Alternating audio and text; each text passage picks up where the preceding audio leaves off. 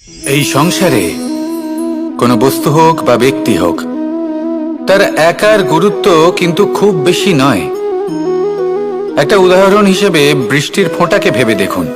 যদি একটি বৃষ্টির ফোঁটা হয় তাহলে তার খুব বেশি গুরুত্ব থাকে না, কিন্তু যখন সহস্র বৃষ্টির ফোঁটা মেঘের মধ্যে দিয়ে ঝরে পড়ে তখন সেটা বর্ষার রূপ ধারণ করে। সেই বর্ষা যা এই প্রকৃতিকে শান্ত করে। সেইভাবেই পাথরের ছোট টুকরো, তার খুব বেশি গুরুত্ব থাকে না, কিন্তু যখন অসংখ্য পাথরের টুকরো একত্রিত হয় তখন তা পর্বতের আকার ধারণ করে। সেইভাবেই কিছু মানুষ যখন একত্রিত হন তখন তৈরি হয় পরিবার, কিছু পরিবার যখন একত্রিত হয় তখন তৈরি হয় সমাজ, যখন অনেক সংখ্যক সমাজ একত্রিত হয় তখন তৈরি হয় রাজ্য। এবার এই রাজ্যের সবথেকে গুরুত্বপূর্ণ ব্যক্তি হতে পারেন রাজা, কিন্তু তাও সেই রাজা একা কিছু করতে পারেন না। যুদ্ধ লড়ার সময় তারও নিজের সৈন্যদলকে প্রয়োজন পড়ে।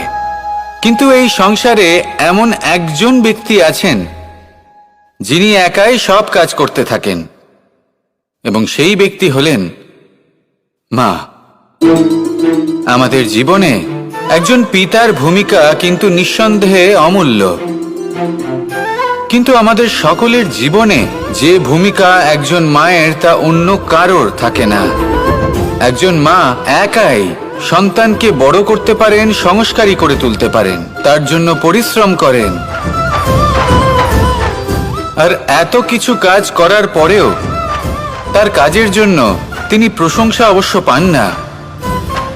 উল্টে যদি সেই সন্তান অনুচিত পথে চালিত হয়, অনুচিত কর্ম করে, তখন সেই মাকেই অপবাদের পাত্র হয়ে উঠতে হয়। আমাদের জীবনে মায়ের যোগদান কতটা সেটা বুঝুন।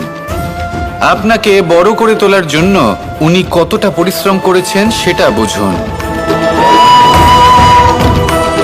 আজ থেকে, এখন থেকে, এই মুহূর্ত থেকে মাকে সম্মান করতে শিখুন। যখন সময় পাবেন, যখন সুযোগ হবে, তখন তার প্রশংসা করুন, ওনারও ভালো লাগবে।